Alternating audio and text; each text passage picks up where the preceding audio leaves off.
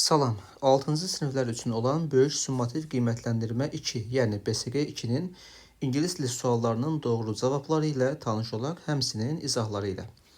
Birinci sualda charity, yəni xeyriyyəçilik sözünün düzgün definition'ını istəyir. A-da deyir ki, öyrənməyə və bilməyə məmnun olmaq, yəni sevinmək deyək. C-də deyir ki, çox soyuq. D-də deyir ki, vəhşi heyvanları ovlama növü və ya hərəkəti. B-də isə deməli ehtiyacı olanlara yemək, ərzaq, pul kimi yardım etmək, yəni xeyriyyəçilik. Doğru cavab B variantı. İkinci sualda generous, yəni alicənab, səxavətli, əli açıq sözünün antonimini bizdən istəyir. Şərtə diqqətli oluruq. Interesting, maraqlı, lazy, tənbəl, quiet, sakit, selfish, xudbin deməkdir. Yəni əli açığın antonimi demək olar buna. Cavab D variantı olar. Üçüncü sualda isimlərin düzgün sırasını bizdən istəyir. A-da punish, cəza verməkdir. Punishment cəzadır. Deməli bu feil oldu. B-də B doğru cavabdır. Hunger deməli nə idi? Asqı deməkdir. Charity isə xeyriyyəçilik doğrudur. B variantı olacaqdır. B-də important, vacib, pretty, qəşəng bunlar sifətdir. Reduce azaltmaq feildir. Deməli nə oldu? Cavab oldu B variantı. Dördüncü sualda bizdən sayılmayan isimləri soruşur. Bilirik ki, sayıla bilən ismin qarşısında en artiklı olur. Məsələn, A-da a picture sayıla biləndir, e artiklı var. B-də e artiklı var. D-də a river, deməli bunlar sayılan oldu. Cem və şəkər bunlar uncountable-dir, yəni sayılmır. Beşinci sualda ümumi isimləri soruşur. Yəni common nouns. Ümumi nə idi?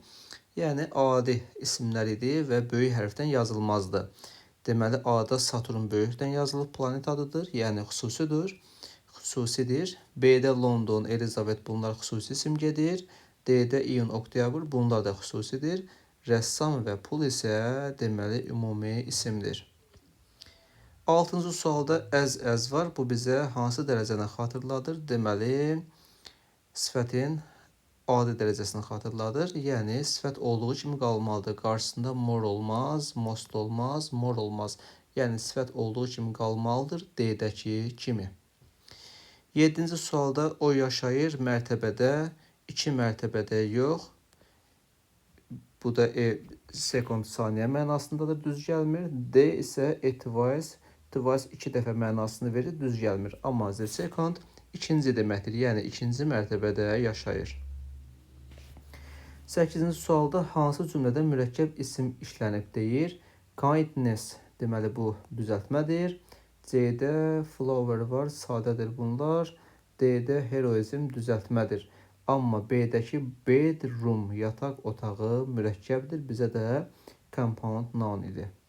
Bu arada kanala abunə deyilsinizsə, abunə olmağı yaddan çıxarmayın. Çünki 6-cı siniflər üçün yeni faydalı videolar yenə gələcək. 9-cu sualda good at, bad at ifadəsindən sonra feil ing olurdu, yəni B-dəki kimi. 10-cu sualda sözlərin tərcüməsini bizdən soruşur. Şifahi deyim, yazmayım. To be lucky, uğurlu olmaq. Alien, yad planetli, yəni uzaylı. Pollution, çirklənmə deməkdir.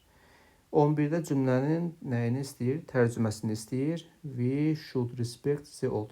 The old qocalardır. Respect, hörmət etmək. Biz qocalara hörmət etməliyik deyə bir cümlədir. 12-ci sualda düzgün sözləri soruşur. Deməli, apple sayıla biləndir. Much isə sayıla bilməyənlə olur. Doğru cavab many. 4-də money sayılmır. Many isə sayıla bilənlərlə olar. Ona görə cavab much olur. 2-də deməli nə idi? Water sayılmır, amma FU sayıla bilənlərlə olur. Cavab a little. 3-də bread sayılmır, FU sayıla bilənlərlə olurdu. Cavab a little olacaqdı. 5-də isə children sayılır, a little sayıla bilməyənlərlə olur. Cavab a lot of. 13-cü sualda düzgün modal feili bizdən soruşur. Biz dünyadakı bütün ağacları nə etməliyik? Kəsməməliyik, yəni inkar deməliyəm, should not deməliyəm. 2-də isə biz ətraf mühitimizi təmiz saxlamalıyıq deyərik. Saxlamamalıyıq deməyəcəm, yəni should deyəcəm. 14-cü sualda zamanlara bağlı bir şey soruşur bizdən.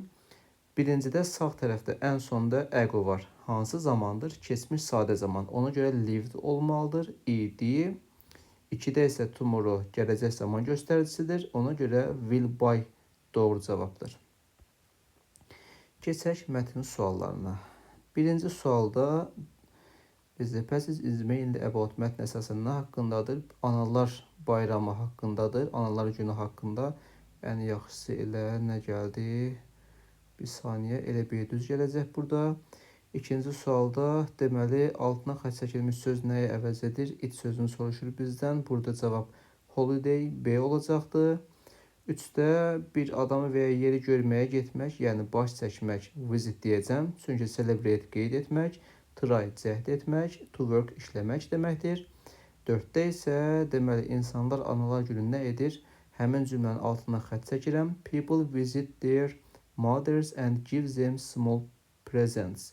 Deməli insanlar analarına baş çəkir və onlara kiçik hədiyyələr verir. Doğru cavab o cümlədir. Belə əziz şagirdlər, ümid edirəm ki, faydalı oldu. Hər birinizə bol-bol uğurlar olsun. Sağ olun.